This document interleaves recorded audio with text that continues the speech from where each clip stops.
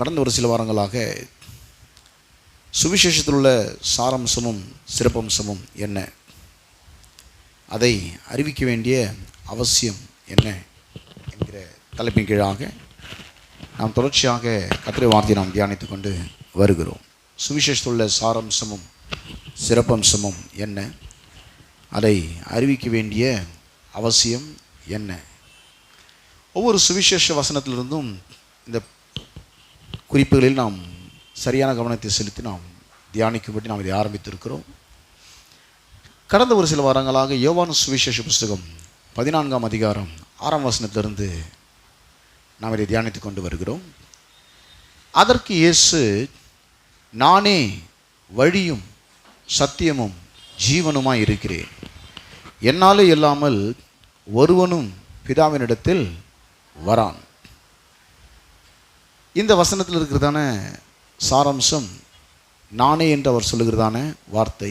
எந்த சுவிசேஷ வசனத்தை நாம் எடுத்துக்கொண்டாலும் சுவிசேஷம் என்று சொல்லும்பொழுதே அது ஆண்டவராகிய இயேசு கிறிஸ்துவுடைய மரணம், அடக்கம் பண்ணப்படுதல், உயிர்த்தெழுதல், இதை குறித்த ஒரு செய்திதான் சுவிசேஷம்.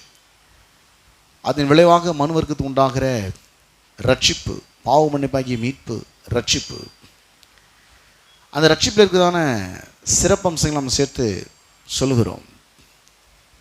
ஆக நானே என்று சொல்லும்பொழுது அவரே சாராம்சமாக இருக்கிற அப்படின்னாலே இதுக்கு நம்ம ஒரு 9 பாயிண்ட்டாக நம்ம தியானிச்சுட்டு வரோம். கிட்டத்தட்ட ஒரு 4 பாயிண்ட் நம்ம தியானித்து முடிச்சிட்டோம். இந்த நானே, இந்த வசனத்தில் வருகிற நானே என்கிறதான அந்த சாராம்சத்திலிருந்து ஒரு 4 குறிப்புகளை நாம் தியானித்து முடித்திருக்கிறோம். மீதி இருக்கிற குறிப்பை தியானித்து முடிச்சுட்டு அதுக்கப்புறம் சிறப்பம்சமாகிய வழியும் சத்தியமும், அதை அறிவிக்க வேண்டிய அவசியம், ஜீவனுமாய் இருக்கிறேன். இதை அறிவிக்காவிட்டால் மக்கள் ஜீவனை இழந்து போவார்கள். அவர்களுக்காக விளைக்கிறையும் செலுத்தப்பட்டிருக்கிறது. 2000 ஆண்டுகளுக்கு முன்பதாகவே கல்வாரி சிலுவிலே தேவன் அதை செலுத்தியிருக்கிறார். தன்னுடைய இரத்தத்தையே சிந்தி மரித்திருக்கிறார், அடக்கம் பண்ணப்பட்டிருக்கிறார், 3ஆம் நாள் உயிரோடு கூட எழுந்திருக்கிறார். அவர் விளைக்கிறையும் செய்தும் கூட இந்த ஜீவனை அவர்கள் பெற்றுக்கொள்ளாமலே போய்விடுவார்கள். ஆக இதை அறிவிக்க வேண்டிய அவசியம், எல்லோரும் ஜீவனுக்குள்ளாக வர வேண்டும், ஜீவனை பெற வேண்டும். இந்த நானே என்பதை குறித்து ஒரு 9 குறிப்பை நாம் தியானிக்க இருக்கிறோம். அதில் ஒரு 4 குறிப்பை தியானித்து முடித்தோம். அவரே நம்முடைய மீறுதல்களை குலைத்து போடுகிறவர் என்று நாம் 1வது குறிப்பை நம்ம பார்த்தோம். மீறுதல்னால் பாவங்கள். இந்த பாவ மன்னிப்பை குறித்து, பாவ மன்னிப்பு நிச்சயத்தை பெற வேண்டும் என்று சொல்லி மனிதன் பல விதத்தில் முயற்சி எடுத்துக்கொண்டு வருகிறான். ஆனால் அவன் பாவங்கள் அவன் எடுக்கிற முயற்சினால் அது தீரப்போவது இல்லை. ஏனென்றால் அவன் பாவத்துக்கு எந்தவித நடவடிக்கையும் எடுக்க முடியாத ஒரு பாவியாக இருக்கிறான் என்பதை தான் வேதவசனம் தெள்ள தெளிவாக சுட்டி காண்பிக்கிறது. அவனால் அந்த பிரச்சனையை சால்வ் பண்ணவே முடியாது. அது புரிஞ்சிக்க முடியும், ஆனால் சால்வ் பண்ண முடியாது. அவன் பாவி என்பதை அவனால் புரிஞ்சிக்க முடியும், ஆனால் அந்த பாவின்ற பிரச்சனை அவனால் சால்வ் பண்ண முடியாது. வேறு யாராலையும் சால்வ் பண்ண முடியாது. பாவமே இல்லாத ஒருத்தர் தான் அதை சால்வ் பண்ணி கொடுக்க முடியும். பாவமே இல்லாத ஒருத்தர் இந்த பூமியில் இருக்கிறாருன்னு பார்த்தோன்னா ஒருத்தரோடு கிடையாது. எல்லாரும் ஆதம் வழியாக இந்த பூமியில் வந்ததுனால எல்லோரும் பாவிகளாக இருக்கிறார்கள். தேவன் மட்டுமே பாவம் இல்லாதவராக இருக்கிறார். அவர் தான் தேவாதி தேவன் 2000 ஆண்டுகளுக்கு முன்பதாக இந்த பூமியில் மனிதனாக வந்து ஒவ்வொரு மனிதனுடைய பாவத்துக்காக, சாபத்துக்காக சிலுவையிலே ரத்தம் சிந்தி மரித்து அடக்கம் பண்ணப்பட்டு 3ஆம் நாள் உயிரோடு கூட எழுந்தார். 2வது, அவரே நம்மை விடுவிக்கிறவர். இதை யாத்திராகமம் 6ஆம் அதிகாரம் 6லேருந்து 7 வரைக்கும் நம்ம வாசித்தோம். இந்த பாவத்தினால மனுஷன் போய் சாபத்தில் சிக்கிக்கிட்டான் பாருங்க. இந்த சாபம் வந்து பாவத்தினுடைய கிளைகளாக இருக்கிறது. வேர் வந்து பாவமாக இருக்குது, பாவத்துடைய கிளைகள் சாபம். எல்லா விதமான சாபங்களும் பாவத்திலிருந்து உருவாகிற ஒன்று, பாவத்திலிருந்து முளைச்சி வருகிற ஒன்று. ஆக இந்த சாபத்திலிருந்து கூட மனுஷன் வந்து தன்னைத்தானே விடுவித்துக் கொள்ள முடியாது. அதான் நியாயப்பிரமாணம் கொடுத்தாரு. இந்த நியாயப்பிரமாணத்தை வந்து நீ கரெக்டாக ஃபாலோ பண்ணால் கடைபிடிச்சுன்னா இல்லை சொல்லப்படும் ஆசீர்வாதம் வந்து உண்மையில் பலிக்கும். அப்படி கடைப்பிடிக்காமல் போயிட்டுனா, கை கொள்ள முடியாமல் போயிடுச்சுன்னா சொல்லப்படும் சாபங்கள்லாம் உண்மையில வந்து பலிக்கும். நியாயப்பிரமாணத்தை எல்லாரும் கை கொள்ள முடியுமானா ஒரு மனுஷனாலும் முடியாது. அவனை ஃபாலோ பண்ணி ஆரம்பித்து கட்சியில் அவன் முடிவுக்கு வந்துடுவான்னா, இதில் ஆசீர்வாதத்தை நம்ம கிளைம் பண்ண முடியாது, சாபதான் நம்ம தமிழில் இருக்குதான் உணர்ந்துருவான். இதில் இருக்க ஆசீர்வாதத்தை நம்ம கிளைம் பண்ண முடியாது. ஏன்னா நியாயப்பிரமாணம் என்ன சொல்லுதுன்னா, 9 கற்பனையை கை கொண்டு 10வது 1 தவறுனாலும் 10 தவறுன மாதிரி கணக்காகிடுது.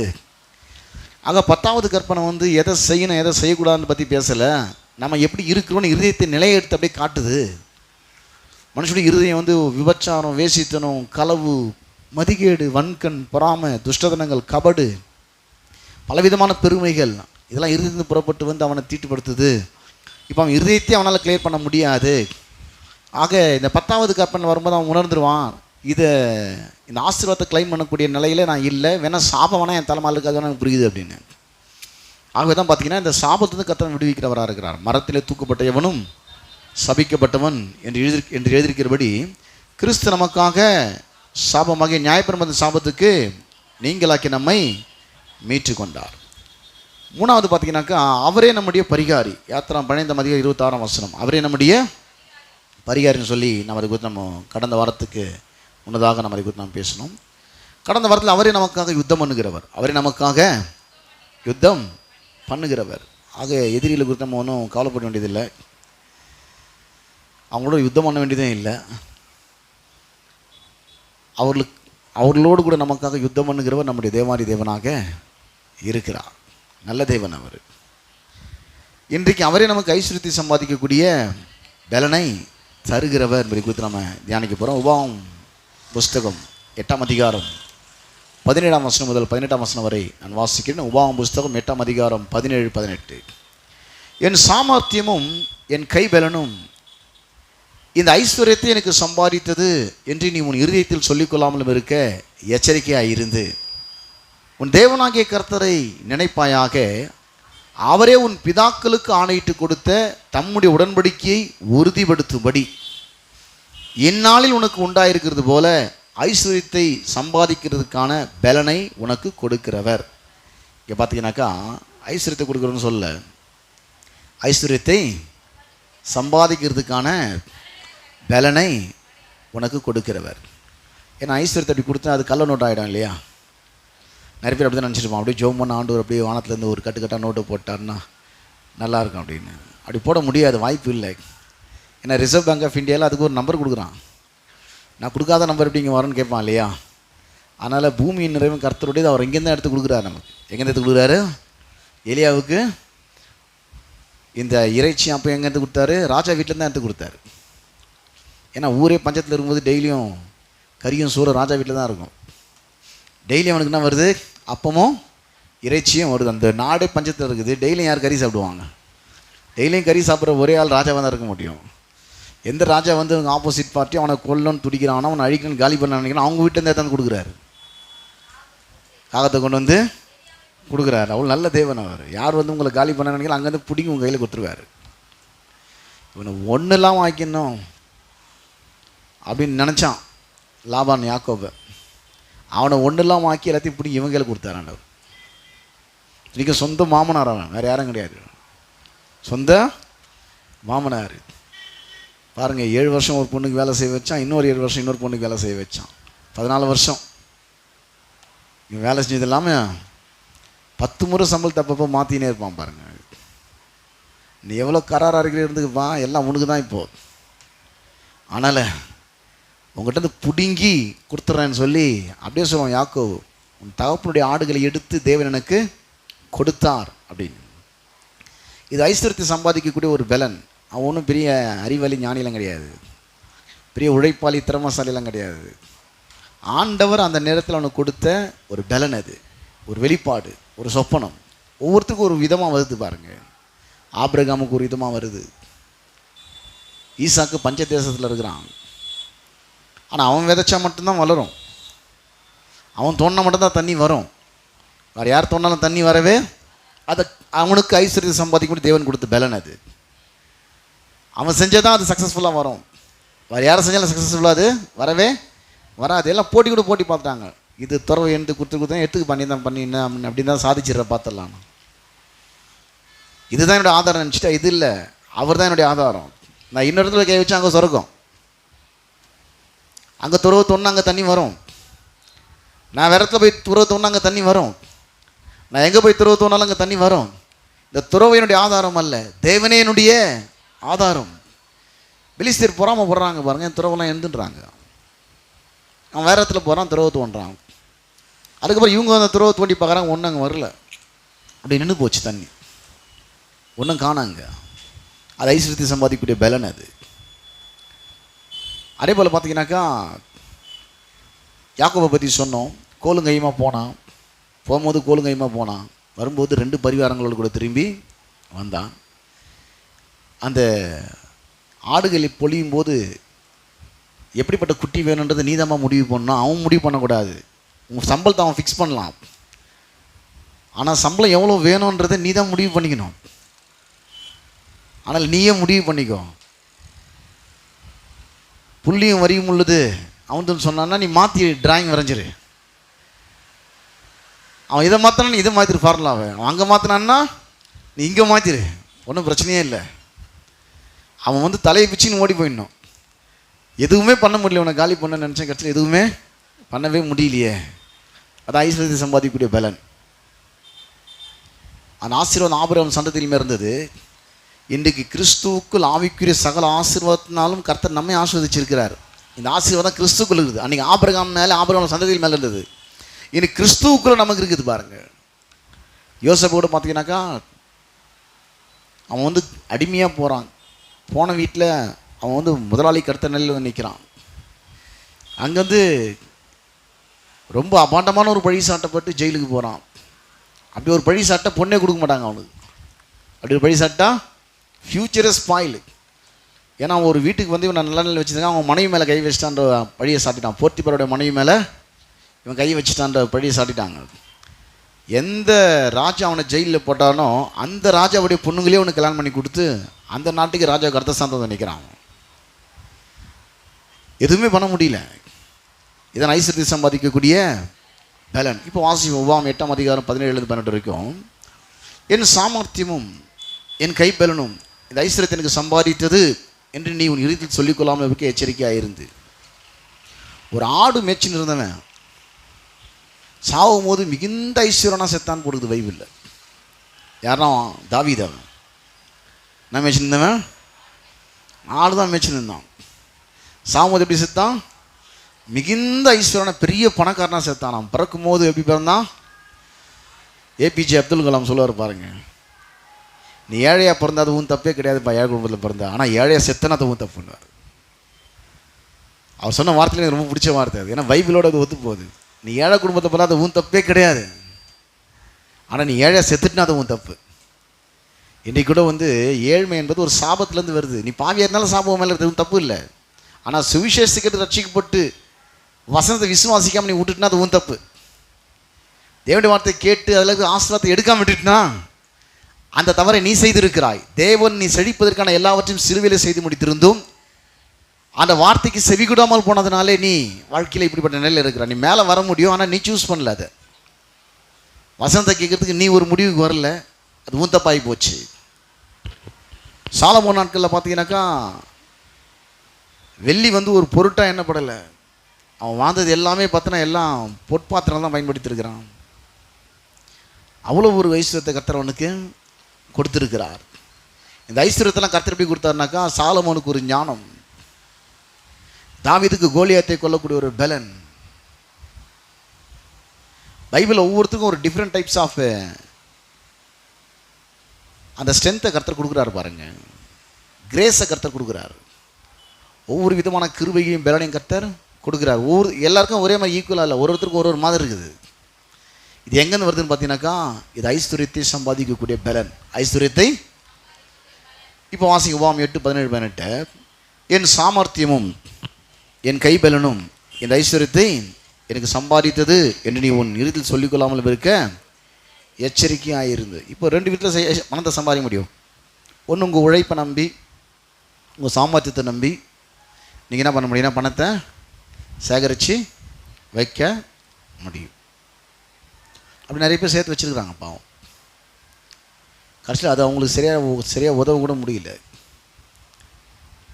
சம்பாரிச்சு கொஞ்சமாக சாப்பிட்டுக்குன்னு நிறைய சேர்த்து வச்சுக்கணும், கொஞ்சோண்டு சாப்பிட்டுக்கு நிறைய சேர்த்து வச்சுக்கணும். கட்சியில் எவ்வளோ சேர்த்து வச்சாலும் அதை டபுள் மடங்கு தண்ட செலவு வந்து நிற்குவாங்க. இன்னொருத்தன் சம்பாரிச்சு நல்லா சாப்பிட்டுன்னு இருப்பான், அவன் சேர்த்து வைக்க மாட்டான், அவனுக்கு எல்லாமே கரெக்டாக போயின்னு இருக்கும். இவன் சம்பாரிச்சு சேர்த்து வச்சு எல்லாம் கோட்டை விட்டுட்டு தான் மிச்சமாக இருக்கும். பொத்தலான பாக்கெட்டில் போட்டுன்னு இருப்பான் எல்லாத்தையும். நீங்கள் சம்பாதிக்கிற எதில் போடுறீங்க? பைபிள் எப்படி போட்டிருக்கு? பொத்தலான பாக்கெட்டில் போட்டிருக்கீங்களா? பாக்கெட்டில் ஓட்டையாக இருந்தால் என்ன ஆகிடும்? எல்லாம் போயிடும். பொத்தலான பாக்கெட்டில் போட்டிருக்கீங்க. உங்களுடைய சாமர்த்தியமும் உங்கள் கைபலனும் நீங்கள் நம்புவீர்களானால் அது உங்களுக்கு வரம்புக்குட்பட்ட ஒரு போஷிப்பை பராமரிப்பை தான் உங்களுக்கு அது கொடுக்கும். என் சாமர்த்தியம் என் கைபலனும் இந்த ஐஸ்வர்யத்தை எனக்கு சம்பாதித்தது என்று யார்கிட்ட சொல்லக்கூடாது? உன் உள்ளத்திலேயே நீ நினைக்கூடாதுன்னு சொல்லப்பட்டிருக்கு. யார்கிட்ட சொல்லக்கூடாது? உன் இருதயத்தில் நீ சொல்லிக்கொள்ளாமலும் இருக்க. இன்றைக்கி டெய்லியும் காலையில் ஏந்து அப்படி நின்று பாருங்கள், எவ்வளோ ஜனம் போகுது, திரும்ப சாயந்தரம் எவ்வளோ ஜனம் வருதுன்னு. எல்லாம் எதுக்கு போகுது, எதுக்கு வருது? அவார்டு வாங்குறதுக்கு அப்போது அவ்வளோ ஜனம், இல்லை கிரிக்கெட் விளையாடுறதுக்கு போய் ஜெயிச்சுட்டு வரதுக்கு போதா இந்தியாவுக்காக? எதுக்கு அவ்வளோ ஜனம் போகுது? எல்லாம் துட்டு சம்பாதிக்கிறது தான் போகுது. எதுக்கு போகுது? எல்லாம் போய் பணம் சம்பாதிக்கிறது தான். எல்லாம் பேக்கை மாட்டிக்கின்னு அவ்வளோ ஜனம் ஓடுது, அவ்வளோ ஜனம் ஓடியாருது. அவ்வளோ பேர் எதை நம்பியிருக்கிறாங்கன்னு பார்த்தீங்கன்னாக்கா, பெரும்பாலான மக்கள் தங்களுடைய உழைப்பை, தங்களுடைய திறமையை, தங்களுக்கு கொடுத்த வேலையை, தங்களுடைய அறிவை, தங்களுடைய ஆற்றலை, தங்களுடைய பதவியை, தங்களுடைய அதிகாரத்தை, இதை தான் நம்பியிருக்கிறாங்க பாருங்கள். ஆனால் அதெல்லாம் கொடுத்தவர் ஒருத்தர் இருக்கிறாரு. அவர் என்ன சொல்கிறாருனாக்கா, என் சாமர்த்தியம் என் கைபலனும் என் ஐஸ்வர்யத்தை எனக்கு சம்பாதித்தது என்று நீ இருத்தில் சொல்லிக்கொள்ளாமலும் இருக்க எச்சரிக்கையாக இருந்து உன் தேவனாகிய கர்த்தரை நினைப்பாயாக. இங்கே சொல்லப்பட்டிருக்கு, ஒன்று நினைக்கணும், ஐயோ இந்த வேலையை எப்படி செய்ய போகிறேன்னு அப்படின்னு நினைக்காத. இந்த வேலையை செய்ய முடியாத எல்லா கிரயத்தையும், சக்ஸஸ்ஃபுல்லாக முடிக்க முடியாத எல்லா கிரயத்தையும் எனக்கு அவர் கொடுத்திருக்கிறார்.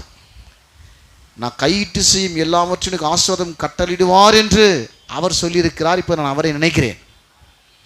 நீ கையிடும் எல்லா வேளையிலும் தேவனாகிய கர்த்தர் என்ன பண்ணுறாரு? ஆசீர்வாதத்தை ஆர்டர் போட்டுருவார்னு சொல்லப்பட்டிருக்கு. கட்டளை இடுவார், ஆசீர்வாதத்தை கட்டளை இடுவார். நான் செய்கிறதுக்கு முன்னாடி அதை செய்து வந்து ஒரு ப்ளஸ் பண்ண ஒரு ஆர்டர் போட்டு வச்சுருக்கிறார். அதனால் இப்போ நான் செஞ்சேன்னாக்கா அது நல்லா சக்ஸஸ்ஃபுல்லாக வரும். ஏன்னா ஆண்டவருடைய கட்டளை அது. உன் கை செய்யும் எல்லா வேளையிலும் தேவனாகிய கர்த்தர் உனக்கு எதை கட்டளையிடுவார்? ஆசீர்வாதத்தை கட்டளையிடுவார். முகத்தின் விரைவில் ஆகாரம் புசிப்பாயின்றது வாக்குத்தத்தம் கிடையாது, அது சாபம்.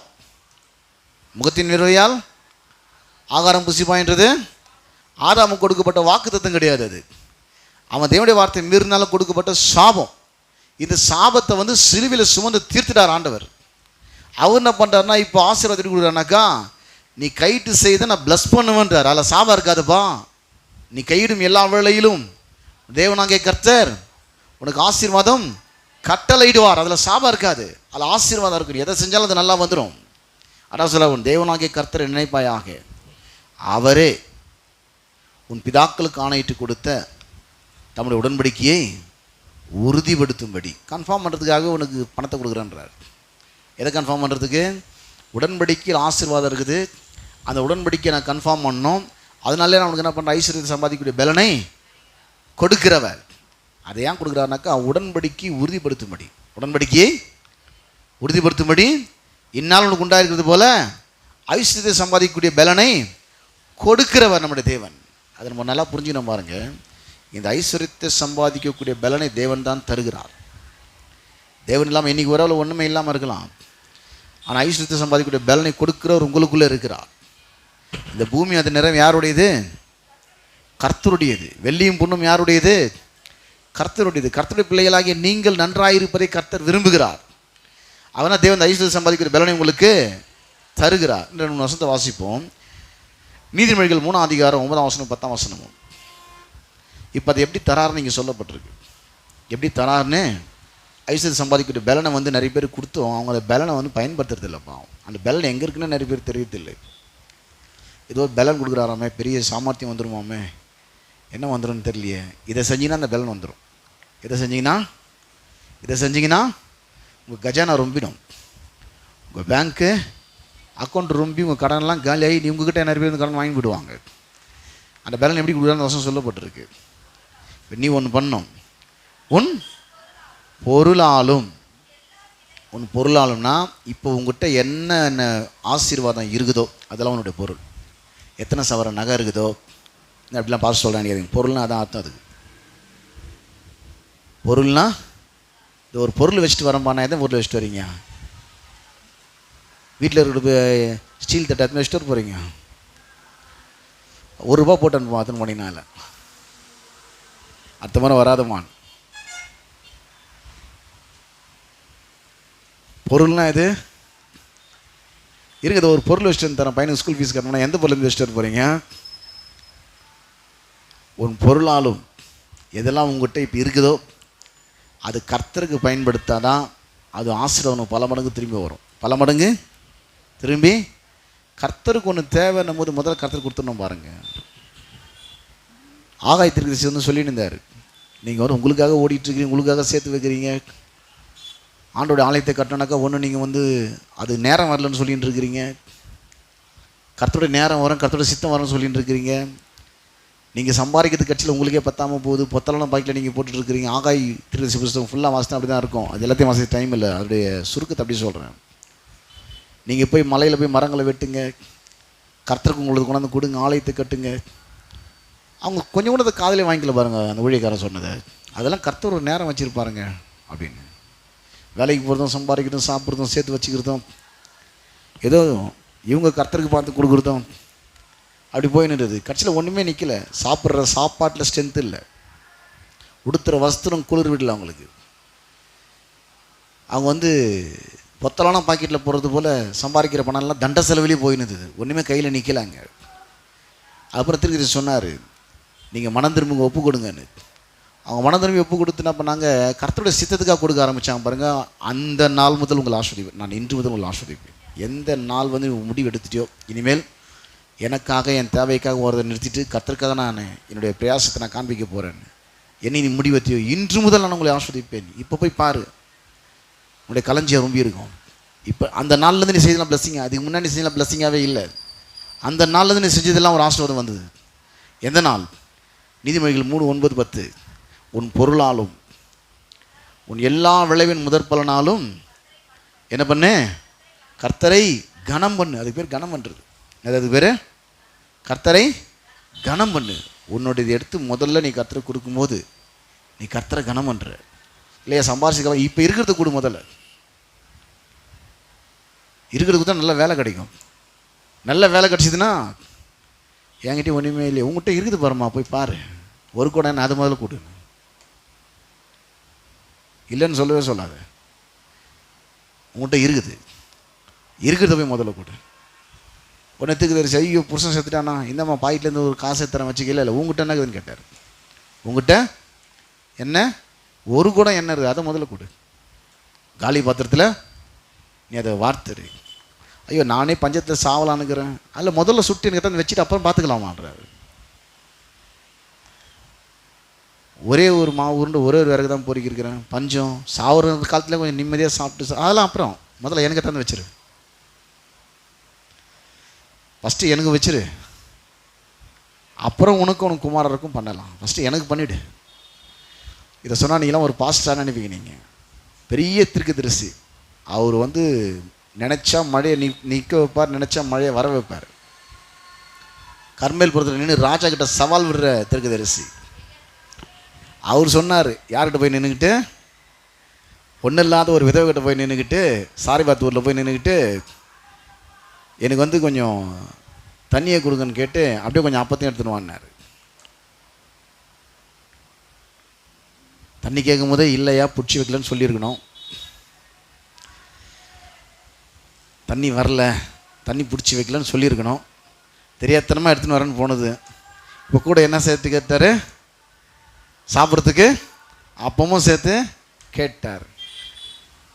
சரி உண்மையை சொல்லிடலாம், இல்லை இதை நானும் கடைசி காலத்தில் சாப்பிட்டு செத்து போல நாங்கள் வச்சுருக்குறோம். முதல்ல நான் சொன்னதை நீ செய்ய, அப்புறம் உனக்கும் குமாரருக்கும் பண்ணலாம். உங்கள்கிட்ட என்ன இருக்குது ஃபஸ்ட்டு அதை கொடு. உங்கள்கிட்ட என்ன இருக்குதோ, உங்கள்கிட்ட என்ன இருக்குது இப்போது அதை முதல்ல கொடு. சொல்கிற உன் பொருளாலும் அதுக்கப்புறம் உன் எல்லா விளைவின் முதற் பலனாலும் கர்த்தரை கனம் பண்ணு.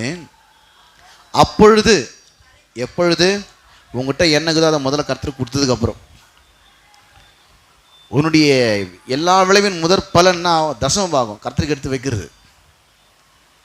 கர்த்தர் என்ன பண்ணு? கனம் பண்ணு. கர்த்தர் என்ன பண்ணு? அப்பொழுது உன் களஞ்சியங்கள் பூரணமாக இருக்கும். அந்த காலத்தில் களஞ்சியம்னா குடோன் சேர்த்து வச்சுருந்தாங்க. பெருசு பெருசாக குடோன் கட்டி தானியங்களை மூட்டை மூட்டையை அடுக்கி சேர்த்து வச்சுருந்தாங்க. இந்த காலத்தில் யாரும் மூட்டை மூட்டையை அடுக்கி சேர்த்து வைக்காமல் ஒரு பேங்க்னு ஒன்று வச்சு அதில் வந்து பணமாக்கி அதில் சேர்த்து வைக்கிறாங்க. இப்போல்லாம் குடோன் கட்டின்லாம் இல்லை.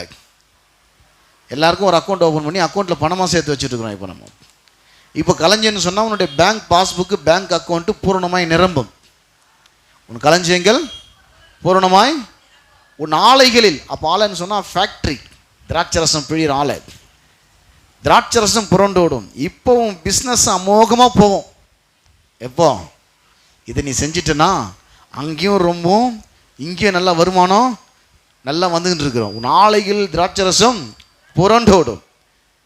எது உன்னை பணக்காரனாக்கும்? உன்னோட உழைப்பா? கிடையாது. எது? நீதிமொழிகள் 10:22 கர்த்தரின் ஆசீர்வாதமே ஐஸ்வர்யத்தை தரும். கர்த்தரின் ஆசீர்வாதமே ஐஸ்வர்யத்தை. அதனோட என்ன பண்ண மாட்டாரா? நிறைய பேருக்கு பார்த்தினாக்கா பணம் சம்பாதில 2 வழிக்குது. ஒன்று குறுக்கு வழியில் சம்பாதிக்கிறது, இன்னொன்று கர்த்தருடைய வழியில் சம்பாதிக்கிறது, இன்னொன்று சொந்த சாமர்த்தியத்தில் சம்பாதிக்கிறது. சொந்த சாமர்த்தியத்தை சம்பாதித்து அந்த அளவுக்கு இருக்காது, கொஞ்சம் தான் ஓரளவுக்கு ஆவரேஜாக இருக்கும். குறுக்கு வழியில் சீக்கிரம் சம்பாதிச்சிருவான் அவன் மனுஷன் பணத்தை. ஆனால் பெரிய பெரிய பிரச்சனையில் போய் சிக்கிக்குவான். ஆனால் கர்த்தர் சொல்கிறாரு, கர்த்தருடைய ஆசீர்வாதத்தில் வர பணத்தில் வந்து வேதனையே இருக்காது. என்ன இருக்காது? வேதனையே. அதனோட வேதனையை கூட்ட மாட்டார், ஆசீர்வாதம் தான் கர்த்தர் கூட்டுவார். கர்த்தரின் ஆசீர்வாதமே எது கொடுக்கும்? கர்த்தரின் ஆசீர்வாதம் எங்கே இருக்குது? வானத்தையும் பூமியும் படைத்த கர்த்தரால் நீங்கள் ஆசீர்வதிக்கப்பட்டவர்கள். ஆவிக்குரிய சகல ஆசீர்வாதத்தால் என்ன பண்ணியிருக்கிறாரு? ஆசீர்வதித்திருக்கிறார். ஆவிக்குரிய ஆசீர்வாதங்க. அதுலேருந்து எப்படி வரும்? சரி, ஒரு 500 ரூபா கொடுக்குறேங்க. 500 ரூபாயில் எப்படிங்க வாயில் பட்ட துண்ண முடியும்? அந்த கடையில் கொடுத்தா பிரியாணி கொடுப்பாங்க. இல்லை அதை ப்ரொவிஷன் வாங்கி போட்டு செஞ்சு சாப்பிட்லாம். 500 ரூபாய்க்குள்ளே தான் அதெல்லாம் இருக்குது. அந்த பேப்பருக்குள்ளே தான் அதெல்லாம் இருக்குது. ஆவிக்குரிய ஆசீர்வாதம் தான் எல்லா ஆசீர்வாதமும் வர முடியும். மன ரீதியான ஆசீர்வாதம் தான் வரும், பொருளாதார ஆசீர்வாதம் தான் வரும், சரீர ஆசீர்வாதம் தான் வரும். அந்த 500 ரூபாய் பேப்பரில் தான் எல்லாமே நீங்கள் வாங்கியிருக்கிற காய்கறி எல்லாம் உள்ளே தான் இருக்குது. அதுக்காக அதை உண்மை நீங்கள் கட் பண்ணி போட முடியுமா? இந்த 500 ரூபாய் தாளை எடுத்துன்னு போயிட்டு கட் பண்ணி உலையில் போட்டு நல்லா பொங்க வச்சா சாப்பாடு வந்துடுமா உங்களுக்கு? அப்படியே வாயில் போட்டு மென்று சாப்பிட்டா வயிறு ரொம்பிடுமா? ஆனால் அதை வச்சு நீங்கள் சாப்பாடை கொண்டு வர முடியும். கொண்டு வர முடியுமா? முடியாதா? கொண்டு வரதுக்காக கவர்னர் என்ன பண்ணார்? கையெழுத்து போட்டு கொடுத்துருக்கிறார். இந்த நோட்டை எத்தனை பண்ணி எங்கே கொடுத்தாலும் உனக்கு தேவையானதான் கிடைக்கணும். அதுபோல் இந்த நோட்டை எத்தனை பண்ணி எங்கே கொடுத்தாலும் இது இயேசுவின் ரத்தத்தினால் கையெழுத்து போட்டு கொடுத்துருக்கிறார். அவர் ரத்தத்தினால் சம்பாதிக்கப்பட்ட சபை. விளைக்கிறையும் கொடுத்து சிலுவையில் உன்னை மீட்டெடுத்து கிறிஸ்துவுக்குள் இதெல்லாம் ஆம் ஆமேன். கையெழுத்துல என்ன அர்த்தம்? ஆமான்னு அர்த்தம். செக்கில் கையெழுத்து போட்ட என்ன அர்த்தம்? ஆமாம் இந்த பணத்தை கொடுக்கலான்னு அர்த்தம். செக்கில் கையெழுத்து போட்டால் ஆமாம் இந்த பணத்தை கொடுக்கலாம். பேங்க்கில் போய் விட்ரால் பண்ணி கையெழுத்து போட்ட என்ன அர்த்தம்? ஆமேன் இந்த பணத்தை எடுக்க போகிறேன் அப்படின்னு அர்த்தம். கிறிஸ்துக்குள் வாக்கு தத்தங்கள்லாம் அவர் கையெழுத்து போட்டு கொடுத்துட்டார். ஆமென்றும் ஆமேன் என்றும் இருக்கிறது. அவர் சைன் பண்ணி கொடுத்துட்டாரு. இப்போ என்ன பண்ணனாக்கா நீங்கள் எடுத்துகிட்டு போகணும். அதை கர்த்தரின் ஆசீர்வாதமே. கர்த்தரின் ஆசீர்வாதம் எது? தேவனுடைய வார்த்தை எல்லாமே கர்த்தருடைய ஆசீர்வாதமாக இருக்குது. வாக்கு தத்தங்கள் எல்லாமே கர்த்தருடைய ஆசீர்வாதமாக இருக்கிறது. இது என்ன பண்ணது? ஆவிக்குரிய ஆசீர்வாதத்தை அது பொருளாதார ஆசீர்வாதமாக மாற்றணும். 500 ரூபாவை வந்து தக்காளி வெங்காயமாக மாற்ற முடியுமா? முடியாது. அவங்களால முடியுமா? முடியாதா? இல்லையா? இது வெறும் பேப்பராக தான் இருக்குது. வச்சுன்னு அப்படி சமையல் பண்ணி சாப்பிட்றது எனக்கு கேட்பீங்களா? அதை நீங்கள் தக்காளி வெங்காயம் மாற்ற முடியுமா? முடியாது. அவங்களால அதை வந்து ஒரு 1/2 கிலோ மட்டனாக மாற்ற முடியுமா? முடியாது. அவங்களால முடியும் இல்லையா? அது எதுவுமே எங்கள் குடும்பம் கொடுத்தா வந்துருமா? வராதா? அதே போல் இதை எடுத்து நீ எங்கே போகணுமோ அங்கே போகணும். தேவனுடைய வார்த்தை எடுத்து அதை அறிக்கையாக்கி அதை பாடலாக்கி அதை விசுவாசமாக்கி அதை பேசும்போது அது ஆட்டோமேட்டிக்காக உருவாகும். ஏன்னா அதை விட இது பவர்ஃபுல். அதை கூட ஒரே நாள் அறிவிச்சிருவான். திடீர்னு திவாலாகிடும். எல்லாமே வந்து திடீர்னு புண்ணுன்னு சொல்கிறாங்க. அப்படி இந்த நாளில் இருந்து 1000 ரூபாய் நோட்டுகள் 500 ரூபாய் நோட்டுகள் செல்லாது என்று அறிவிக்கப்படுது. இது அறிவிக்கப்படவே படாது. இது என்றைக்குமே செல்லும். இது என்றைக்குமே செல்லும். அது கூட அறிவிச்சிருவாங்க. திடீர்னு வந்து நின்று செல்லாது என்று அறிவிக்கப்படுகிறது. இது அறிவிக்கப்படவே படாது. என்றைக்குமே செல்லும். என்றைக்குமே இது செல்லும். என்றைக்குமே இது மதிப்பு இருக்குது. இதுக்கு வந்துக்கினே இருக்கும். அது கர்த்தரின் ஆசீர்வாதம் ஐஸ்வர்யத்தை தரும். அவரோட என்ன பண்ண மாட்டார். இந்த ஐஸ்வர்யத்தில் யார் கொடுக்குதுன்னு பார்த்தீங்கன்னா 1 நாளாம் 29 அதிகாரம் 11 12 வாசிக்கிறேன். முதல்ல வசனங்களை வாசிடுறேன். இன்றைக்கி விலைக்கு சொல்கிறது டைம் இருக்குது, அது அடுத்த வாரம் நான் சொல்லிடுறேன். முதல்ல வசனத்தை மேலிட்டமாக சொன்னால் தான் அதை எக்ஸ்பிளைன் பண்ணுறது ஈஸியாக இருக்கும். அதில் வசனத்தை சொல்லிடுறேன். 1 நாளாம் 29 11 12 வரைக்கும். கர்த்தாவே, மாட்சிமையும் வல்லமையும் மகிமையும் ஜெயமும் மகத்துவம் உம்முடையவைகள், வானத்திலும் பூமியிலும் உள்ளவைகள் எல்லாம் உம்முடையவைகள். எதெல்லாம் கர்த்தருது? மாட்சிமை, வல்லமை, மகிமை, ஜெயம், மகத்துவம் உம்முடையவைகள். வானத்திலும் பூமியிலும் உள்ளவைகள் எல்லாம் உம்முடையவைகள். கர்த்தாவே, ராஜ்யமும் உம்முடையது, தேவரீர் எல்லாருக்கும் தலைவராய் உயர்ந்திருக்கிறீர், ஐஸ்வர்யமும் கனமும் உம்மாலே வருகிறது. வேலைக்கு போனால் தான் வரேன்னு நினச்சிடாரு. ஐஸ்வர்யமும் கனமும், இது புரியலன்னா அங்கே போனால் கூட வராது. இது புரியலன்னா அங்கே எட்டுன்னு வீட்டுக்கு வரத்துக்குள்ளே காத்துட்டுருக்கோம் ஒரு செலவு ஒன்று. அங்கே போயிட்டு அரை சம்பாஷணை வீட்டுன்னு வரத்துக்குள்ளே ஒரு செலவு ஒன்று எக்ஸ்ட்ரா ரெடியாக காத்துட்டுருக்குறோம். ஐஸ்வர்யமும் கனமும் யாரால் வருகிறது? உம்மாலே வருகிறது. பணம் அவரால் வருது, மரியாதை அவரால் வருது. ஐஸ்வர்யம் கனம் உம்மாலே வருகிறது. தேவரீர் எல்லாவற்றையும் ஆளுகிறவர், உம்முடைய கரத்திலே சத்துவமும் வல்லமையும் உண்டு, எவரையும் மேன்மைப்படுத்தும் பலப்படுத்தும் உம்முடைய கரத்தினால். எப்படிப்பட்ட மனுஷனாக இருந்தாலும் அவனை செழிக்க வைக்க அவரால் முடியும், அவனை பணக்காரனாக்க அவரால் முடியும், அவனை நல்ல நிலையில் கொண்டு வந்து நிறுத்த அவனால் முடியும். எந்த மனுஷனையும் பிரகாசிக்க பண்ணுகிற மெய்யான ஒளி அவர். பிலிப்பியர் 4:19 என் தேவன் உங்கள் கம்பெனியின் வருமானத்திலிருந்து, என் தேவன் உங்கள் கவர்மெண்ட் சம்பளத்திலிருந்து, என் தேவன் உங்களுடைய உழைப்பிலிருந்து இல்லை, என்ன சொல்கிறதுமா, என் தேவன் தம்முடைய பர்சனல் அக்கௌண்ட்டிலிருந்து உங்கள் குறைவையெல்லாம் நிறைவாக்குவார். என்னுடைய தேவன் தம்முடைய பர்சனல் அக்கௌண்ட்டிலிருந்து, எதிலிருந்து? தம்முடைய ஐஸ்வர்யம் என்னது? இப்போ என்கிட்ட இருந்துங்க, நான் உங்களுக்கு இதில் அனுப்பிச்சேன், இப்போ கூகுள் பேயில் அனுப்பிச்சேன்னா அர்த்தம் அதுக்கு என் கணக்குலேருந்து உங்கள் கணக்கு அனுப்புகிறோம். என் கணக்குலேருந்து உங்கள் கணக்குக்கு அனுப்புகிறேன்னு அர்த்தம். கர்த்தர் சொல்கிறாரு, உன் உழைப்பில் இருந்தப்பா என் கணக்குலேருந்து அனுப்புகிறேன் நான் உனக்கு. அது வர வேண்டிய வழியில் கண்டிப்பாக வந்துடும். என் தேவன் தம்முடைய ஐஸ்வர்யத்தின்படி, உங்கள்கிட்ட இருக்கிறதோடு கம்மியாக இருக்கலாம், அங்கே வீட்டு கம்மியாகவே இருக்காது. அவர்கிட்ட எல்லாமே அவருதுன்னு பார்த்தோம். முன்னாடி என்ன பார்த்தோம்? கர்த்தாவே, மாட்சிமையும் வல்லமையும் மகிமையும் ஜெயமும் மகத்துவம் உம்முடையவைகள், வானத்திலும் பூமியிலும் உள்ளவைகள் எல்லாம் உம்முடையவைகள். கர்த்தாவே, ராஜ்யம் உம்முடையது, தேவர் எல்லோருக்கும் தலைவராக உயர்ந்திருக்கிறீர், ஐஸ்வர்யமும் கனமும் உம்மாலே வருகிறது, தேவர் எல்லாவற்றையும் ஆளுகிறவர், உம்முடைய கரத்திலே சத்துவம் வல்லமையும் உண்டு, எவரையும் மேன்மைப்படுத்தும் பலப்படுத்தும் உம்மாலே ஆகும். இப்போ வாசிக்கிற பிலிப்பியர் 4:19 என் தேவன் தம்முடைய ஐஸ்வர்யத்தின்படி. இதெல்லாம் உங்களுது, அங்கேருந்து எடுத்து நான் உனக்கு கொடுக்குறேன்றார். இதெல்லாம் எந்த நான் வச்சு என்ன பண்ண போகிறேன்? இந்த பூமியில் நீ தான் தேவனுடைய சித்தத்தை செய்ய போகிறேன். இந்த பூமியில் இதெல்லாம் உனக்காக வச்சிருக்கிறேன். என் தேவன் தம்முடைய ஐஸ்வர்யத்தின்படி எதெல்லாம் குறைவுகளை எல்லாம்னா ஒரு குறை கூட விட்டு வைக்காமன்னு அர்த்தம். குறைவுகளை எல்லாம் கிறிஸ்துவுக்குள் மகிமையில பரலோகம் போனவன் நினச்சிக்கிறாங்க. எப்படி இல்லை, மகிமைனா அதுக்கு என்ன அர்த்தம்னா பைபிளில் நல்லா போட்டுது. தேவன் இவ்விதமாக தன்னுடைய முலாத அற்புதத்தை கானா ஊரில் கலிலேயாவில் செஞ்சு தன்னுடைய மகிமை வெளிப்படுத்தினார். மகிமை என்னது? பரலோகம் போய் அற்புதம் பண்ணாருங்க. இல்லை, ஒரு கல்யாணம் நடக்குது, திராட்சரசம் குறைபட்டு போச்சு. அவர் தன்னுடைய முதலாவது அற்புதத்தை என்ன பண்ணாராம்? கானா ஊரில் கலிலேயாவில் கானா ஊரில் செஞ்சு தன்னுடைய மகிமையை, மகிமைனா என்ன அர்த்தம்னா அவருடைய அற்புதத்தை செய்யும் வல்லமை அது. அவர் மிராக்கல் பண்ணுறாருங்க, அவர் அற்புதம் செய்கிறாரு.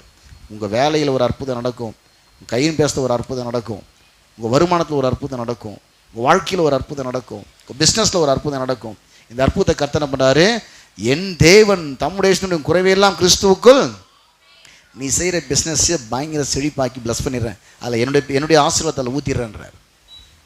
தம்முடைய மகிமையின் ஐஸ்வர்யத்தின்படி குறைவையெல்லாம் கிறிஸ்துவுக்குள். ஒரு சபையை சுட்டி காண்பித்து நான் அடுத்த வாரம் விலைக்கு சொல்கிறேன், டைம் இல்லை. ஒரு சபையை நான் சுட்டி காண்பிக்கிறேன். அப்போஸ்தலனாகிய பவுல் உலகமாக அப்போஸ்தலன், நல்லா போதிக்கிறவர், ஒரு செம்ம அப்போஸ்தலர். இன்றைக்கி கூட எல்லாம் பல யூனிவர்சிட்டி, கிறிஸ்தவ யூனிவர்சிட்டிலாம் அவருடைய நிருபத்தை பார்த்து நிறைய எடுக்கலாம்னா அதில் ஆராய்ச்சி பண்ணிட்டு இருக்கிறாங்க. அப்போஸ்தலனாகிய பவுல் 14 நிருபம், ரோமர் முதல் பிலமோன் வரை. அப்போ அவருடைய வேல்யூ யாருக்கும் தெரில. இப்போது பல யூனிவர்சிட்டி அலசி ஆராய்ச்சி பார்க்குறாங்க பவுலுடைய நிருபத்தை. நிறைய கமெண்ட்ரிஸ் எழுதுகிறாங்க. 18ஆம் நூற்றாண்டில் நிறைய வேதங்கள் கமெண்ட்ரிஸ் எழுதிட்டாங்க. 19ஆம் நூற்றாண்டில் எழுதிட்டு இருக்கிறாங்க. அடுத்து இப்போ 20ஆம் நூற்றாண்டில் எழுதுவாங்க. நிறைய கமெண்ட்ரிஸ், நிறைய விளக்க வர புஸ்தகங்கள் நிறைய எழுதிட்டாங்க. பவுலோட நிருபத்தை பற்றியெல்லாம் நிறைய கமெண்ட்ரிஸ் எழுதிட்டாங்க. வில்லியம் பார்க்லாம் இவ்வளோ தடி எழுதி வச்சுருக்காரு நிறைய கமெண்ட்ரிஸ். ஏன்னா அவ்வளோ கமெண்ட்ரிஸ் இருக்குது பாருங்கள், அவ்வளோ விஷயம் இருக்குது. பார்த்தா சின்னது அவ்வளோட புக்கு மாதிரி தெரியுது. அதில் அவ்வளோ இருக்குது. அதில் சிம்பிளாக தான் இருக்கும், அவ்வளோ இருக்குது. நிறைய விஷயங்கள் உள்ள வச்சுருக்கிறாரு. இப்போ அவர் போய் உலகமாக அப்போஸ்தலன், அவருக்கு போய் ஏற்படுத்தின ஒரு சபை மகதேனா நாட்டில். அந்த சபை பயங்கரமான தரித்திரத்தில் இருக்குது. என்னப்பா செழிப்பை பற்றி போதிக்கிறவர், உலகமாக அப்போஸ்தலன். யார்? அப்போஸ்தலனாகிய பவுல். அவருக்கு போய் ஏற்படுத்தின சபை எப்படி இருக்குது? பயங்கரமான வறட்சியில் தரித்திரத்தில் இருக்குது. 2 கொரிந்தியர் 8ஆம் அதிகாரத்தில் 1-5 வரைக்கும் கொரிந்தியருக்கு நிருபத்தில் இதை சொல்லுவார். அவர் என்னன்னாக்கா அந்த மகதேனா நாட்டு சபையை பற்றி சொல்கிறாரு. அவர் ஆரம்பித்த சபை, அந்த சபை எவ்வளோ அடிமட்டமாக இருந்துச்சு, எவ்வளோ டாப்பில் வந்துச்சுன்னு சொல்கிறார் அவர். 2 கொரிந்தியர் 8ஆம் அதிகாரம் 1-5 வாசிக்கிறேன். அன்றியும் சகோதரரே, மகதேனா நாட்டு சபைகளுக்கு தேவன் அளித்த கிருபையை உங்களுக்கு அறிவிக்கிறோம். இங்கே சொல்கிறாரு, ஒரு சபை இருக்குது. அந்த சபை வந்து எங்கே இருக்குது? மகதோனியாவில் ஒரு சபையை அவர் ஆரம்பிச்சிருக்கிறாரு. அந்த சபை விசுவாசிகளும் ஒரு விசேஷமான கிருபையை தேவன் கொடுத்துருக்கிறாராம். விசேஷமான கிருபை. என்ன கிருபை அது? மிகுந்த தரித்திரத்திலும் பணக்காரனாகக்கூடிய கிருபை. மிகுந்த தரித்திரத்திலும் பணக்காரனாகக்கூடிய கிருபை. அதை சொல்கிறாரு. அன்றியும் சகோதரரே, மகதேனா நாட்டு சபைகளுக்கு தேவன் அளித்த கிருபை உங்களுக்கு அறிவிக்கிறோம். அவங்க தரித்திரத்தில் வாழ்ந்தாங்க, ஆனால் அவங்களுக்கு ஒரு கிருபை கொடுக்கப்பட்டுச்சு. தெரியுமா? அந்த தரித்திரத்தை செழிக்கக்கூடிய ஒரு கிருபை. என்ன கிருபை? அவர்கள் மிகுந்த உபத்திரவத்தினாலே சோதிக்கப்படுகையில். எது உபத்திரவம்? தரித்திரம் தான் மிகுந்த உபத்திரவம். கீழே வருது பாருங்க. கொடிய தரித்திரமுடையவர்களாக இருந்தும், கொடிய தரித்திரம்னாக்கா வறுமை கோட்டு கீழ் வாழுது. 3 வேளை சாப்பாட்டு சாப்பிட்றதுக்கு அளவுக்கு வருமானம் இல்லை. 1 வேளை சாப்பாட்டு சம்பாதிக்கிறவங்களுக்கு தான் வருமானம் இருக்குது. அந்த 1 வேளை சாப்பாடு அட்ஜஸ்ட் பண்ணி 3 வேளைக்கு பங்கிட்டு சாப்பிட்டுக்கணும். வேலைக்கு போனால் ஒரு 500 ரூபா கொடுக்குறாங்க. வீட்டில் வந்து பார்த்தாக்கா 5 பிள்ளைங்க இருக்குது. அந்த 5 பிள்ளைங்களுக்கு வந்து 3 வேலைக்கு அதை பங்கு போடணுன்னாக்கா 500 ரூபா வச்சு ஒன்றும் பண்ண முடியாது. திருப்தியாக சாப்பிட்ணுன்னா நல்லா சாப்பிட்டு 1 வேளை சாப்பிட்டுட்டு தூங்கிடலாம். ஆனால் அதை 3 வேலைக்காக டிவைட் பண்ணோன்னாக்கா அதை கொஞ்சம் கொஞ்சமாக 10 பிச்சு 5 பிள்ளைங்க இவரோட சேர்த்து 6 பேர், 6 பேருக்கு அந்த பங்குன்னு 500 ரூபானாக்கா 3 வேளை சாப்பாடு கொஞ்சம் அட்ஜஸ்ட் பண்ணி தான் சாப்பிட்ணும். அதான் வறுமை கோட்டு கீழ் வாழுது. வறுமை கோட்டுக்கு கீழ் வாழ்வது. அப்போது இந்த மகதேனா நாட்டு சபை பார்த்தீங்கன்னாக்கா பிலோ பாவர்ட்டி லெவல், பிபிஎல் லிஸ்ட்டில் வந்துட்டாங்க. வறுமை கோட்டுக்கு கீழே இருக்கிறாங்க. மிகுந்த கொடிய தரித்திரத்தால் சோதிக்கப்படுறாங்க. யார் ஸ்தாபித்த சபை இது? அப்போஸ்தலனாகிய பவுல் ஆரம்பித்த சபை. மிகப்பெரிய செழிப்பு கொடுத்து போதிக்கிற ஒரு போதகர் அவர். ஏசு எதுக்காக தரித்திரம்லாம் பக்காவாக போதிக்கிறவர். இப்போ சொல்கிறாரு, அவர்கள் மிகுந்த உபத்திரவத்தினால சோதிக்கப்படுகையில் கொடிய தரித்திரமுடையவர்களாக இருந்தும் தங்கள் பரிபூர்ண சந்தோஷத்தினாலே மிகுந்த உதாரத்துவமாய் கொடுத்தார்கள். எப்படி பண்ணாங்களாம்? மிகுந்த உதாரத்துவமாய். எப்போ கொடுத்தாங்க? நல்லா இருக்கும்போது இல்லை. கொடிய தரித்திரம், 3 வேளை சாப்பாடு சாப்பிட்றதுக்கு அங்கே துட்டு கிடையாது. ஆனாலும் என்ன பண்ணாங்களாம்? மிகுந்த உதாரத்துவமாய் கொடுத்தார்கள். மேலும் அவர்கள் தங்கள் திராணிக்கு தக்கதாகும். திராணினா இது 10ல் 1 மடங்கு கொடுக்குறது திராணி.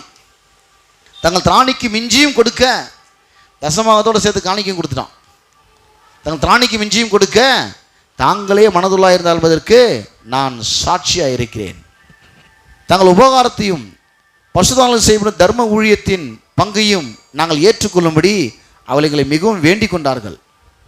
மேலும் நாங்கள் நினைத்தபடி மாத்திரம் கொடாமல், நாங்கள் நினச்ச மாதிரி தசமாக தான் கொடுப்போம், அதுவே கஷ்டம் நினச்சேன். ஆனால் அதை விட அதிகமாக கொடுத்துட்டான். நினைத்தபடி மாத்திரம் கொடாமல் தேவனுடைய சித்தத்தினாலே முன்பு தங்களைத்தாமே கர்த்தருக்கும் பின்பு எங்களுக்கும், ஃபஸ்ட்டு ஆண்டவருக்கே தான் நான் அர்ப்பணிச்சு தான் கொடுக்க முடியாது. அப்படிலாம் ஆண்டவருக்கு அர்ப்பணிச்சு தான் ஊழியக்காரனுக்கு கொடுக்க முடியும். இப்போ இதே அதிகாரத்தில் 9ஆம் வசனம் செய்த பாருங்க. இதே அதிகாரத்தில் 9ஆம் வசனம். நம்முடைய கர்த்தராகிய இயேசு கிறிஸ்துவின் கிருபையை அறிந்திருக்கிறீர்களே. நம்முடைய கர்த்தராகிய இப்படி இருக்கிறாங்க. ஆனால் ஆண்டவர் எப்படி இருக்கார் தெரியுமா? நம்முடைய கர்த்தராகிய இயேசு கிறிஸ்துவின் கிருபையை அறிந்திருக்கிறீர்களே. அவர் என்னவா இருக்கிறாராம்? அவர் ஐஸ்வர்யம் உள்ளவராக இருந்தும், அவர் வந்து தரித்திரம் கிடையாது, அவர் பணக்காரர். அவர் வானத்தையும் பூமி உண்டாக்குனர், வானத்து உலகெல்லாம் அவருது, பூமி உலகெல்லாம் அவருது. அவர் ஐஸ்வர்யம் உள்ளவராக இருந்தும் நீங்கள் அவருடைய தரித்திரத்தினாலே ஐஸ்வர்யங்களாகும்படிக்கு உங்கள் நிமித்தம் தரித்திரரானார். ஏன் தரித்திரனார்? தரித்திரம் வந்து ஒரு சாப பட்டியலில் வருது. இந்த சாபத்தை சிலுவையில் சுமந்து தீர்த்தார் ஆண்டவர். சாகிற நேரத்தில் கூட தண்ணி கிடைக்காத சாகர தான் இருக்கிறதுல மிகப்பெரிய தரித்திரம். அவர் சாகிற நேரத்தில் வந்து தாகமாக இருக்கிறன்னு சொல்லும் போது அங்கே தண்ணி கூட கிடைக்கல அவருக்கு. சாவறதுக்கு முன்னாடியே அரெஸ்ட் பண்ணியாச்சு. ஒரு நாளைக்கு முன்னாடியே, ஒரு நாள் ஃபுல்லாக ஒரு பட்னியை வச்சு தான் அடிச்சிருந்தாங்க. சாப்பாடே கொடுக்கல அவருக்கு. தூக்கில் போடுற கைதி கூட கடைசி ஆசைனான்னு கேட்டு நிறைவேற்றி தான் அவங்க தூக்கில் போடுவாங்க. ஆனால் இவருக்கு ஒரு நாளைக்கு முன்னாடியே பிடிச்சி அரெஸ்ட் பண்ணி அவர் எதுவுமே கொடுக்காமல் அவர் போட்டு அடின்னு அடித்து, தலையில் முள்முடி வச்சு அடின்னு அடித்து, கன்னத்தில் ஓங்கி அரைஞ்சி துப்பி, வாரினால் முதுவெல்லாம் அடித்து, சிலுவையை தூக்கி மேலே வச்சு மலைக்கு கொண்டு போய், கொல்கத்தா மலைக்கு நமக்காக அவர் தரித்திரரானார். சாகிற நேரத்தில் ஒரு நல்ல துணி இல்லாமல் இருக்கிறது, சாப்பாடு இல்லாமல் இருக்கிறது, இதெல்லாம் ஒரு மிகப்பெரிய தரித்திரம். இது இந்த தரித்திரம் எதனால் வந்துச்சு? பாவத்தினால மனுஷன் மேலே இந்த தரித்திரம் இருக்குது. இந்த தரித்திர சாபத்து தேவாதி தேவன் சிலுவையில் நமக்காக சுமந்து தீர்த்தார். வேதவசனம் சொல்லுது, நம்முடைய கர்த்தராகிய இயேசு கிறிஸ்துவின் கிருபையை அறிந்திருக்கிறீர்களே, அவர் ஐஸ்வர்யம் உள்ளவராக இருந்தோம், நீங்கள் அவருடைய தரித்திரத்தினாலே ஐஸ்வர்யலாகும்படிக்கு உங்கள் நிமித்தம் நானாரு. இப்போ தரித்திரர் ஆயிட்டாரு. இப்போ நீங்கள் என்ன பண்ணுங்க, உங்கள் கையில் இருக்கிறதெல்லாம் மிகப்பெரிய விதைகளாக இருக்கிறது. என்னவா இருக்குது? மிகப்பெரிய விதையை சாப்பிட்டுனா அறுவடை இழந்து போயிடுவேன். விதையை சாப்பிட்டுனா எதை இழந்து போயிடுவேன்? உயிரே போகிற நிலை வந்தாலும் ஒரு விவசாயி விதை நெல்லை சாப்பிடவே மாட்டான். விவசாயம் பண்ண உங்களுக்கு தெரியும். உயிரே போகிற நிலை வந்தாலும் விவசாயி விதை நெல்லை சாப்பிட மாட்டான். விதைச்சி அறுவடை பண்ணி தான் அவன் செழிக்கணும்னு பார்ப்பான். உங்கள்கிட்ட இருக்கிற 10ல் ஒரு மடங்கு விதையாக இருக்குது. என்னவா இருக்குது? விதையா? அதான் பவுல் சொல்கிறாரு, மோசம் போகாதீர்கள், நீங்கள் மோசம் போயிட முடியும். மனுஷன் எதை விதைக்கிறானோ அதையே அறுப்பான். நீ விதையை சாப்பிடும் போது நீ வறட்சியை விதைக்கிற. வறட்சி விதைக்கும் போது எதாவது இருப்ப, வறட்சியை நீ அறுவடை நீ செய்கிற. அன்பானவர்களே, இப்போ ஒரு வசனம் மட்டும் வாசிக்கணும், அடுத்த வார்த்தை விலகு. ஒரு வசனத்தை வாசித்துறேன், இப்போ டைம் இல்லை, அடுத்த வாசனம் எக்ஸ்பிளைன் பண்ணுறேன். 1 தீமோத்தேயு 6:17 நம்ம தெரிஞ்ச வசனம் தான் நமக்கு எல்லாமே. இது 1 தீமோத்தேயு 6:17, இவ்வுலகத்தில் ஐஸ்வர்யம் உள்ளவர்கள் இருபாப்பான சிந்தையுள்ளவர்களாக இராமலும் நிலையற்ற ஐஸ்வர்யத்து மேல் நம்பிக்கை வையாமலும் நாம் அனுபவிக்கிறதற்கு சகலவித நன்மைகளையும் நமக்கு சமமாய் கொடுக்குற ஜீவனுள்ள தேவன் மேலே நம்பிக்கை வைக்கும். என்ன அர்த்தம்? இப்போ பணம் வச்சுருக்கிற நீ கர்த்தருக்கு கொடுக்காமல் இருக்கும், பணத்தை நீ நம்பின்னு இருக்கிறன்னு அர்த்தம். இந்த பணத்தை நம்பின்னு வாழ்ந்துட்டு இருக்கிற. கர்த்தரை எப்போ தான் நம்ப ஆரம்பிக்கிற? இவ்வுலகத்தில் ஐஸ்வர்யம் உள்ளவர்கள் இருமாப்பான சிந்தையுள்ளவர்களாக இராமலும் நிலையற்ற ஐஸ்வர்யத்தில் நம்பிக்கை வையாமலும் நாம் அனுபவிக்கிறதற்கு சகல நன்மைகளும். எதெல்லாம் உங்கள் வாழ்க்கையில் உனக்கு அனுபவிக்கிறதுக்கு, ஒரு வீடு நீ அனுபவிக்கிற ஒன்று, ஒரு காரு நீ அனுபவிக்கிற ஒன்று, ஒரு நல்ல துணிமணி நீ அனுபவிக்கிற ஒன்று, ப்ரொவிஷன்ஸ் நீ அனுபவிக்கிற ஒன்று, எலக்ட்ரிசிட்டி நீ அனுபவிக்கிற ஒன்று, பணம் நீ அனுபவிக்கிற ஒன்று, நகை நட்டு நீ அனுபவிக்கிற ஒன்று, நீ அனுபவிக்க தேவையான சகல நன்மைகளையும் அரையும் குறையுமா இல்லை சமூரமாய் கொடுக்குற ஜீவனுள்ள தேவன் மேல் நம்பிக்கை வைக்கும். இது எத்தையும் அவருக்கு நீ கொடுத்தனா அவரை நீ நம்புறன்னு அர்த்தம். அவர் என்ன பண்ணுவார்?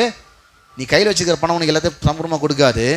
இதை விளை வச்சு கொடுக்குற ஒருத்தர் இருக்கிறாரு, அவர் மேலே நம்பிக்கை வைக்கும்போது எல்லாமே தானாக கிடைக்கும். தானாக கிடைக்கும். உன் பணத்தை வச்சு வாழறதுல கர்த்தர் ஓட்டாண்டி இல்லை.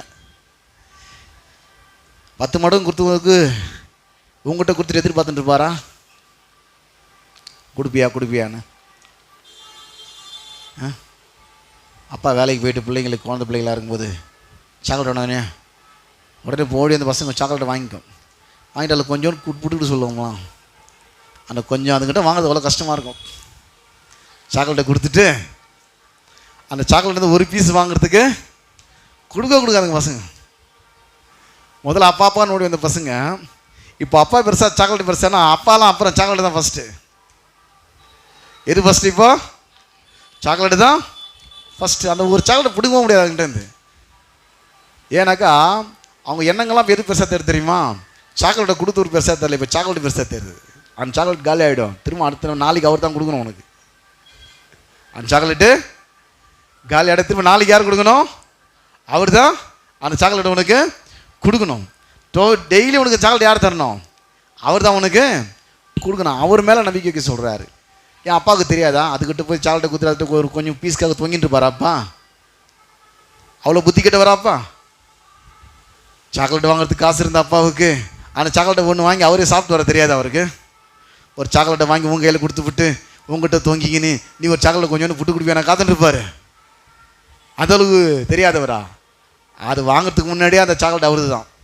இன்றைக்கி நான் சம்பாதிக்கிறேன்னா இந்த சம்பளம் என்கிட்ட வர்றதுக்கு முன்னாடியே அந்த சம்பளம் அவருது. என்கிட்ட 10 மடங்கு கொடுத்து நான் 1 மடங்கு கொடுப்பேன் எதிர்பார்த்த உட்காந்து இல்லை. அவர் 10 மடங்கு என்கிட்ட கொடுத்து விட்டு நான் கொடுக்குற 1 மடங்குல அவர் வாழலாமான்னு நினைக்கல. அட பாவி 10 மடங்கு எண்டுதான்றார் அவர். அட பாவின்னு சொன்ன அட நீதிமான 10 மடங்கு எண்டுதானான்றார். 10 மடங்கும் எண்டு தான். உங்ககிட்ட இருக்கிற 10 மடங்கும் எண்டு தான். உங்ககிட்ட 10 மடங்கு கொடுத்து நீ 1 மடங்கு கொடுப்பேன் காத்துன்னு இல்லை, 10 நான் தான் கொடுத்தேன் உனக்கு. ஐஸ்வர்யமும் கனமும் யாரால வருது? அவர் ஐஸ்வர்யத்தை சம்பாதிக்கக்கூடிய பலனை நாங்கள் கேட்டுக்கிற 10 அவரது தான். இப்போ இந்த 10 வந்து 100 ஆகணும், 100 வந்து 1000 ஆகணும், 1000 வந்து லட்சம் ஆகணும், லட்சம் வந்து கோடி ஆகணும்னாக்கா இதில் வந்து நான் அவரை நம்புறதை பொறுத்து இருக்குது. ஆண்டவரே இது நீ தான் கொடுத்தீங்க.